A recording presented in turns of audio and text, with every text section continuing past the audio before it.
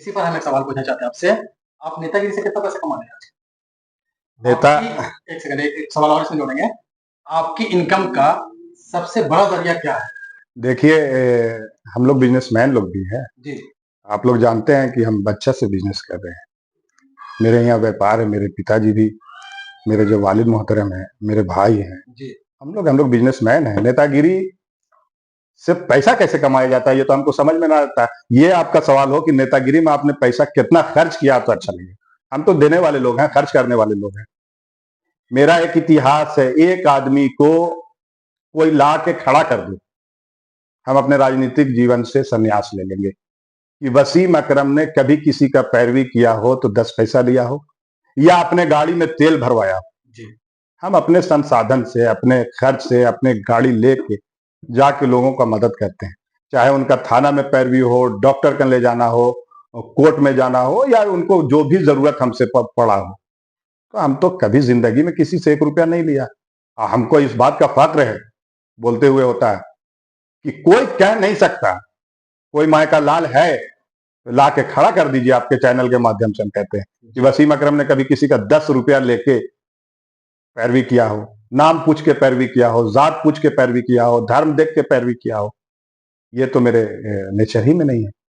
राजनीति में हमने पैसा खर्च किया है, पैसा कमाया नहीं है। सरघाटी विधानसभा की जनता पर भरोसा क्यों करे?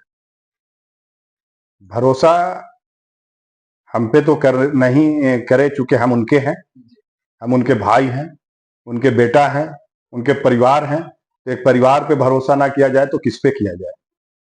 मुझ पे इसलिए भरोसा किया जाए कि हम जमीन से जुड़े लोग हैं। हम कार्यकर्ता का भी दर्द जानते हैं, हम गरीबों का भी दर्द जानते हैं, हम बेसहारों का सहारा बनना चाहते हैं, हम अंधों की लाठी बनना चाहते हैं, बेजुबानों का जुबान बनना चाहते हैं। एक बार हम पे भरोसा, अल्लाह ने अगर हमको टिकट दिया, पार्टी ने हमको मदद किया, टिकट दिया, और शेरघाटी की जनता ने अगर एक बार हमको मौका दिया, तो हमको लगता है कि फिर किसी और को मौका नहीं मिलेगा। एक बार अगर हमको मौका मिल जाए तो हम इतना लोगों के बीच में काम करेंगे, हर का दर्द बांटेंगे, हर की तकलीफ को दूर करने की कोशिश करेंगे, और खुद जब काम कीजिएगा तो लोग आपको प्यार करेगा। ये हम जानते हैं। सरघाटी में ऐसा कहा जाता है, जैसे अभी आपने तुरंत ही कहा कि मुसलमानों को टिकट देना चाहिए पार्टियों को, चाहे आपकी पार्टी हो, चाहे राजनीतिक कोई भी दल हो बिहार की, क्योंकि शेरघाटी विधानसभा में मुसलमानों का अच्छा वोट है, आपने ऐसा कहा। तो क्या आप ये नहीं मानते हैं कि यादवों का भी अच्छा वोट है? क्योंकि और भी जातियाँ वो कहती हैं, पिछड़ों का भी अच्छा वोट है, दलितों का भी अच्छा वोट है और वैश्य समाज का भी अच्छा वोट है। ऐसे-ऐसे अलग-अलग समाज और जातियाँ कहती हैं कि शेरघाटी विधानसभा में हमारा अच्छा वोट है। तो क्या लगता है कि आपको आप पर भरोसा ना कर कर, उन पर भरोसा ना कर कर आप पर भरोसा करेगी पार्टी और जनता? देखिए, मेरी पार्टी यादव मुसलमान की बात नहीं है, और वोट तो सबका है, और कोई एक वोट से कोई चुनाव नहीं जीत सकता, चाहे उनका जितना वोट हो। जमायत से चुनाव जीता जाता है। जी, मेरी जमायत जो है, मेरा सर्किल जो है, मेरा ताल्लुकात जो है, सारे धर्म के लोगों के बीच में है, सारे जात के लोगों के बीच में। हम अपना व्यक्तिगत बोल रहे हैं। मेरी पार्टी जो है A to Z की पार्टी है। राष्ट्रीय जनता दल में एक ऐसा हिंदुस्तान की पार्टी है जिसमें हिंदुस्तान में जितने जातियां आती हैं, सारे लोग मेरे राष्ट्रीय जनता दल में पोस्ट पर हैं, पदाधिकारी हैं, विधायक हैं, MP हैं। तो हम लोग सारे लोगों को लेके चलने की बात करते हैं।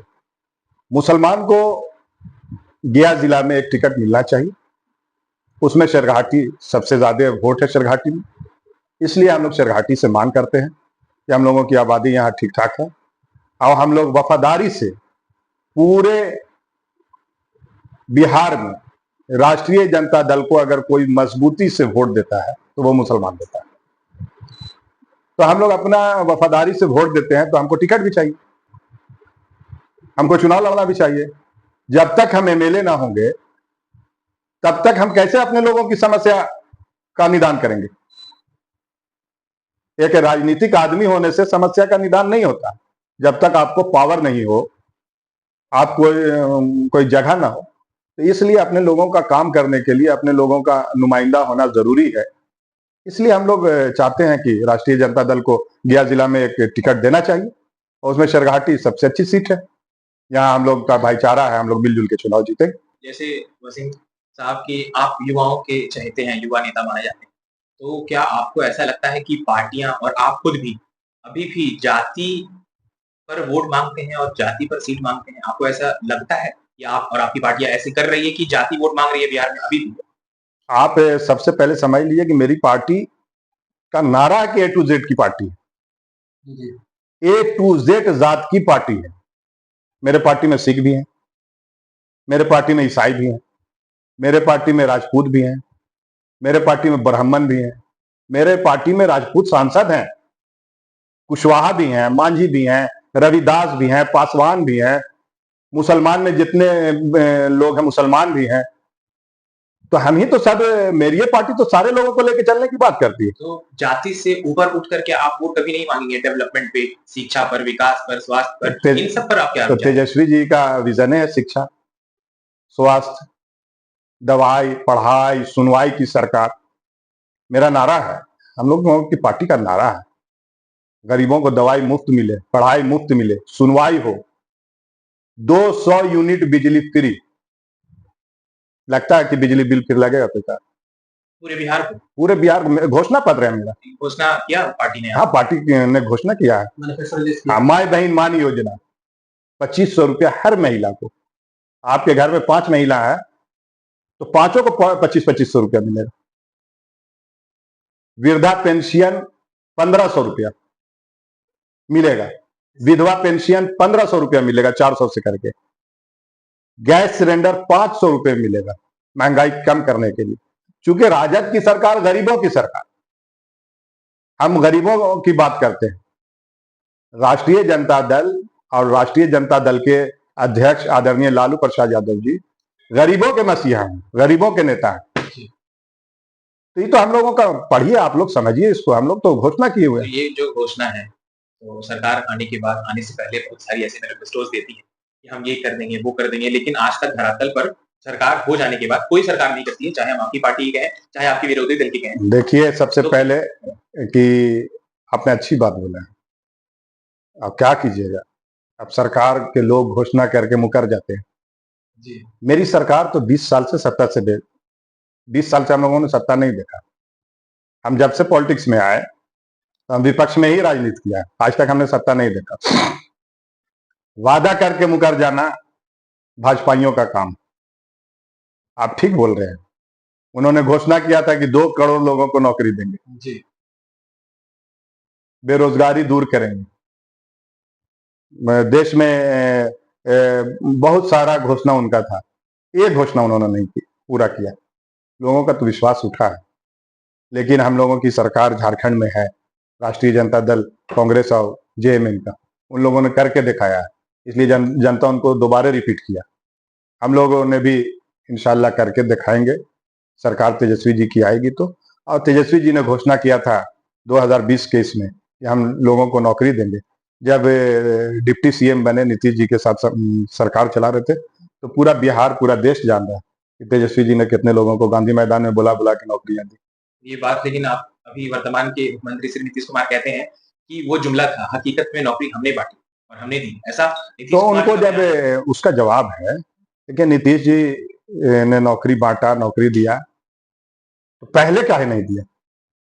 तेजस्वी जी आए तब क्यों दिया? नीतीश जी तो आज मुख्यमंत्री नहीं बने, 2005 से मुख्यमंत्री हैं, तो कभी नहीं दिया। तेजस्वी जी आए तो नीतीश जी थके हारे मुख्यमंत्री। आप कह रहे हैं कि आप जब से राजनीति में आए हैं, राजद से जुड़े हैं, आप विपक्ष में हैं। क्या ये सच है कि राजद ने जब तक राज किया बिहार पे, गुंडा राज रहा, क्या उस समय चुप हुई है? जंगल राज रहा, क्या चारा घोटाला पे आप कुछ बोलिएगा? क्या बिहार उस समय और तरक्की कर सकता था? आज बिहार कुछ अलग स्थिति में रहता, आप क्या मानते हैं? देखिए, आपको बता दे रहे हैं कि गरीब की जो बात करेगा उसको गुंडा राज बोला जाएगा। लालू यादव ने मानवता का विकास किया है, गरीबों को जगाया है, तो गरीब जब हाथ मांगे लगेगा तो उसको गुंडा राज बोल दीजिएगा। चारा घोटाला, अरे यार कितने का है घोटाला वो? उससे 1000 गुना बड़ा बड़ा घोटाला करके लोग बैठे हैं और उनपे कोई ऐसा उंगली नहीं उठ रहा है। और लालू जी सिर्फ बीजेपी से लड़ते हैं, क्योंकि लालू जी के जमाने में आडवाणी जी थे, उन्होंने आडवाणी जी को चलने नहीं दिया। जी तो लालू जी बीजेपी से लड़ते हैं। आज अगर लालू जी बीजेपी से समझौता कर ले तो क्या लगता है चारा घोटाला कोई केस रहेगा? कोई केस। लालू जी से अच्छा इस देश में आज तक आजादी के बाद कोई रेल मंत्री हुआ क्या? अभी उसका कोई चर्चा नहीं करता। कोई रेल मंत्री लालू जी से अच्छा बेहतर काम करने वाला आजादी के बाद इस मुल्क में नहीं हुआ। आज रेलवे कितने घाटा में है, कितने घाटा में है? आप नौजवान लोग हैं, समझिए इस चीज को। रेलवे कितने घाटा में है। रेलवे का वो हाल है, जो प्लेटफॉर्म टिकट 2 रुपया में मिलता था, अब पता है कितने में मिलता है? पता कीजिए 2 रुपया से कहां चला गया। रेलवे नुकसान में है। लालू जी के राज में रेलवे मुनाफा किया, चमत्कार हुआ। उस नेता को चारा घोटाला बिहार में इतना बड़ा बड़ा घोटाला, सृजन घोटाला पता है आप लोगों को? जी घोटाला, एस्टीमेट घोटाला पता है? जो काम 5 लाख रुपए में होता है, बिहार में उसकी एस्टीमेट 50 लाख रुपया बनाया जाता है। जो 5 लाख में होगा उसका 50 लाख रुपया, इससे बड़ा घोटाला क्या होगा? आप देख लीजिए। लालू जी ने, हम तो कहते हैं कि गांधी आंबेडकर के बाद इस देश में अगर कोई नेता पैदा हुआ उसका नाम आदरणीय लालू प्रसाद यादव, जिसने गरीबों को आवाज दिया, जिसने पिछड़ों को आवाज दिया, जिसने अकलियतों को आवाज दिया, जिसने आज वसीम अकरम जैसे लोग को नेता बनाने का काम किया। लालू जी का कोई मुकाबला कर लेगा? आप ये मानते हैं कि आपकी सरकार आएगी तो आपका चारा घोटाला, वो जो केस है जिसको आप गलत मानते हैं, वो खत्म हो जाएगा? केस तो ऐसे भी खत्म हो गया। सरकार से केस थोड़े खत्म होता है, केस तो कोर्ट से खत्म होता है। केस तो ऐसे भी खत्म है। अब जबरदस्ती उनको घोटाला बोली। मतलब आपको ये लगता है? हमको क्या, पूरे बिहार की जनता को, पूरे देश की जनता लालू जी को घोटालेबाज नहीं मानती, लालू जी को अपना नायक मानती। नीतीश कुमार को आप किस रूप में देखते हैं? आपकी नजर में भी पलटू है? पूरे दुनिया के नजर में पलटू है। हम दुनिया से अलग थोड़े हैं। आपकी पार्टी ने गठबंधन किया था? बिल्कुल किया था, फिर हमको छोड़ के चले गए। फिर आपको उस वक्त क्या लगा था कि आपके साथ क्या था? आपको आभास था कि वो ऐसा करेंगे? ऐसा कभी ना लगता था। ऐसा लगता तो कभी ना होता। ये नीतीश जी बड़े लोग हैं, हम लोग बहुत छोटे आदमी हैं, उनके बारे में हम लोग क्या बोले। क्या मुस्लिमों को यहाँ पार्टियां अपने फायदे के लिए इस्तेमाल करती हैं? ये तो मुस्लिम को सोचने की जरूरत है। हम इस्तेमाल क्यों होते हैं? हमको तो हर कोई चाहेगा इस्तेमाल करना, हम इस्तेमाल हो जाए। कमी तो अपने में है, अपनी कमी को दूर करनी चाहिए। मुत्तहिद रहिए, पॉलिटिकल रहिए और सियासत को समझिए, तब आगे बढ़िएगा। तमाम पार्टियां बिहार की मुसलमान अल्पसंख्यक करती है। सारे लोग मुसलमानों का फायदा उठाते हैं और जब टिकट देने की बात आती है तो सारे लोग ऐसे घबराते और डरते हैं कि जैसे वो गलत काम कर रहे हैं। तो आपकी पार्टी, आपके लगभग 20 साल से हमें ऐसी खबर है कि मगध से डिमांड हमेशा किया जाता है कि 3-4 टिकट मुसलमानों को दिया जाना चाहिए, राजद को दिया जाना चाहिए, राजद को। तो राजद भी क्यों इस बात से डरती है कि मुसलमानों को टिकट ना दे?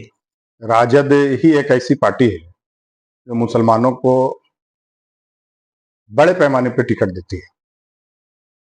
आज भी, अब तो सोशल मीडिया, नेट का, गूगल का जमाना है। आप सर्च कर लीजिए, आप देख लीजिए। आज भी मेरे पार्टी में बिहार में जेडीयू के एक एमएलए मुसलमान नहीं। जमा भाई जीते थे, बहुजन समाज पार्टी से उनको पार्टी ज्वाइन करा के मंत्री बने। अच्छा, इसी में एक सवाल जोड़ना चाहेंगे। बिहार की राजनीति में मुस्लिम वोट क्या महत्वपूर्ण लगता है? बिहार की ही नहीं, पूरे हिंदुस्तान की राजनीति मुस्लिम वोट महत्वपूर्ण है। बिल्कुल। मुसलमान जिसको चाहेगा उसी को बिहार का मुख्यमंत्री बनना है, मुसलमान जिसको चाहेगा उसी को प्रधानमंत्री बनना है, लेकिन मुसलमान को चाहना होगा। तो आपकी पार्टी क्यों टिकट देने से डरती? कहाँ ना दे रही टिकट? आप इस बार कितने टिकट देना चाहते हैं? आपकी कितने पार्टी सीटिंग में? मेरा 18% वोट है। 18% के हिसाब से जितना मेरा टिकट होता है उससे एक टिकट कम मिलेगा तो आप हमको बोलिएगा। उससे टिकट ज्यादा मिलेगा, कम नहीं मिलेगा। अगले विधानसभा में भी हमको बराबरी से टिकट मिला। आप लोगों को गया में टिकट नहीं मिला। हम गया की बात करते हैं। मगध में, बगल में निहाल साहब यहाँ से विधायक हैं, रफीगंज से, औरंगाबाद जिला में आता है। मेरा बगल गिर है वो। बगल में नवादा गोविंदपुर है, कामरान साहब हैं वहां से एमएलए, राष्ट्रीय जनता दल के दोनों में दोनों प्रत्याशी बने या दोनों एमएलए हैं। तो राष्ट्रीय जनता दल, देखिए जब नीतीश जी से हमारे पार्टी का समझौता हुआ, हम लोग जब सरकार में आए, तो कितने लोग बिहार में मंत्री नजर आ रहे थे? राष्ट्रीय जनता दल से 4-5 मुसलमान मंत्री थे। एक तबका लगा हुआ है, एक ग्रुप है कि मुसलमान के यूथ को, जी मुसलमान के जो नए वोटर्स हैं, नौजवान हैं, उनको राजद के बारे में गलत मैसेज दो। हम दावे के साथ कहते हैं कि जितना भी मुसलमानों का इशू है इस देश में, जब से राष्ट्रीय जनता दल का उदय हुआ, जब से स्थापना हुई है, तब से लेके आज तक मुसलमान के हर इशू पे राष्ट्रीय जनता दल खड़ा है और आने वाले दिन में भी खड़ा रहेगा इंशाअल्लाह ताला। चाहे वो एनआरसी हो, वक्फ बिल हो, 3 तलाक हो, सीए हो, हर जगह पे। और एक बात और बता दे कि जितना भी मुसलमान विरोधी बिल है, उस तमाम बिल का समर्थन में नीतीश कुमार खड़े रहे हैं। जितना भी मुसलमान को नरेंद्र मोदी जी ने जलील करने का बिल लाया है, टारगेट करने का बिल लाया है, सारे बिल का समर्थन नीतीश कुमार जी की पार्टी जेडीयू और नीतीश कुमार जी ने किया, और सारे का विरोध लालू प्रसाद यादव जी की पार्टी राष्ट्रीय जनता दल और तेजस्वी यादव जी ने किया। तो हर इशू पे तो आपके साथ राष्ट्रीय जनता दल है। हम बोला कि एक आरएसएस के लोगों का एक प्लान है कि कुछ मुसलमान युवाओं को, जो नए वोटर हैं, जिनका पहले पहले बार वोट में सोशल मीडिया के माध्यम से टिकट नहीं मिलता है, तो ऐसे है तो वैसे है करके बरगलाने का काम है। आपकी सरकार राष्ट्रीय जनता दल की सरकार होगी। आप अपनी बराबरी के हक की बात कीजिएगा। आप मुत्तहिद होके बिहार में इस बार हम तो अपील करते हैं भाई कि राष्ट्रीय जनता दल महागठबंधन को मौका दीजिए और बिहार में परिवर्तन कीजिए। विधानसभा में वक्फ को लेकर कोई चर्चा नहीं हुई। आपके दल, आपके नेता विपक्ष के सबसे बड़े नेता हैं, तो ऐसा आपको नहीं लगता है कि उनको भी विधानसभा में एक चर्चा करनी चाहिए कि वक्फ बिल अपने प्रदेश में ना लागू हो? ये बिल्कुल चर्चा होगी। जब से वक्फ बिल लागू ये हुआ, विधानसभा चालू हुआ है, आपको उम्मीद है कि वो बिल्कुल होगा। और हमको तो याद आ रहा है कि इसके पे चर्चा भी हुआ है, इसके पे मेरे नेता ने आवाज भी उठाया है। मेरे नेता जब धरना दे रहे हैं, जो हम लोगों को 29 तारीख को हमारे शरिया ने ऐलान किया है, मेरी पार्टी ने, हम कल गए हुए थे पटना, हमको निर्देश मिला है कि आप अपने मैंने हम लोग जितने राष्ट्रीय जनता दल के लोग हैं, सारे लोग वहां जाएंगे। दल के तरफ से भी, मुसलमान होने के नाते भी, और जो संविधान में विश्वास रखता है, संविधान बचाने वाले, हम आपके इससे अपील भी करते हैं कि सारे लोग को वहां, जब हम खुद उस दिन धरना पे थे, जिस दिन लालू जी, तेजस्वी जी रमजान में हम लोगों का धरना था वक्फ बोर्ड को लेके गर्दनी बाग में, वहां भी आए थे। तो सारे वक्त पे मेरे मनोज झा राज्यसभा में, माननीय सांसद औरंगाबाद अभय कुशवाहा जी को देख लीजिए, सारे लोगों ने विरोध किया है। आपको समय समय पर वक्फ बोर्ड को लेकर के आवाज उठाते हुए देखा गया है। आप वक्फ बोर्ड क्या है, कैसे समझिएगा? देखिए, वक्फ बोर्ड समझाने के लिए बहुत ज्यादा बताने की जरूरत नहीं है। सिर्फ हम इतना समझाना चाहते हैं, ये चीज मेरी है, इसके मालिक हम हैं, मेरी निजी प्रॉपर्टी है। मेरे लोगों ने, मेरे परिवार, मेरे बाप दादे परदादे, नाना नानी परनानी, मेरे पूर्वजों ने उस अल्लाह के नाम पे, जिसको हम मानते हैं, दान दिया कि इसके से जो भी फायदा होगा, जो भी बेनिफिट होगा, गरीबों के लिए, मिस्कीनों के लिए, बेसहारों के लिए, तालीम के लिए, शिक्षा के लिए, अस्पताल के लिए, इलाज के लिए, तो मेरी चीज जब है, तो आप इसमें कानून बना के या कानून बना के इधर उधर इसमें डीएम रहेंगे और उसमें एसपी रहेंगे, करने की क्या जरूरत है? तो आपको लगता है कि वक्फ बोर्ड के जो अध्यक्ष हैं, उन्होंने सही तरीके से वक्फ बोर्ड का इस्तेमाल किया, मुसलमानों को कोई फायदा पहुंचाया वक्फ बोर्ड के इससे? वो तो मेरा पर्सनल मामला है। फायदा मेरे घर से मेरे फायदा हुआ कि ना हुआ, ये तो हम समझेंगे, लेकिन मेरा घर आप कौन होते हैं लेने वाले? लड़ाई तो इस बात की है। सरकार अगर किसी भी ऑर्गेनाइजेशन, किसी भी संस्था द्वारा अगर सही काम नहीं किया जा रहा है, तो सरकार उसको अपने ढंग से अपने अंदर लेती है कि उसका सही तरीके से कार्यकाल हो। तो वक्फ बोर्ड को सरकार, भाजपा की सरकार ऐसा कहती है कि वक्फ बोर्ड की प्रॉपर्टी सही मुसलमानों के हक तक नहीं पहुंच पा रही। या उसका फायदा मुसलमानों के पास नहीं पहुंच पा रहा है, इसीलिए वो चाहती है कि वो सरकार के अधीन हो जाए और उसका फायदा उन गरीब मुसलमानों तक पहुंचे। भाजपा बताना चाहती है कि मुसलमानों की हमदर्द है। तो इस पर तो आप पूरी कैसे दुनिया कहते हैं? जानती है कि किसकी हमदर्द है। इस पर आप क्या बोलते हैं, बताइए। देखिए, भाजपा ना मुसलमानों की हमदर्द है, ना हिंदुओं की हमदर्द। जी। भाजपा अगर रियल में हमदर्द है तो अंबानी और अडानी की। ये सब तो प्लान है यार। आप लोग देखिएगा कि आगे चल के वक्फ बोर्ड से किसको फायदा होगा। वक्फ बोर्ड से फायदा अंबानी और अडानी को और गुजरातियों को पहुंचाने के लिए ये सारा प्लान है। क्योंकि गुजरातियों की सरकार है, अंबानी और अडानी की सरकार है, नरेंद्र मोदी की सरकार। नरेंद्र मोदी तो कठपुतली है, जो वो बोलता है वो होता है।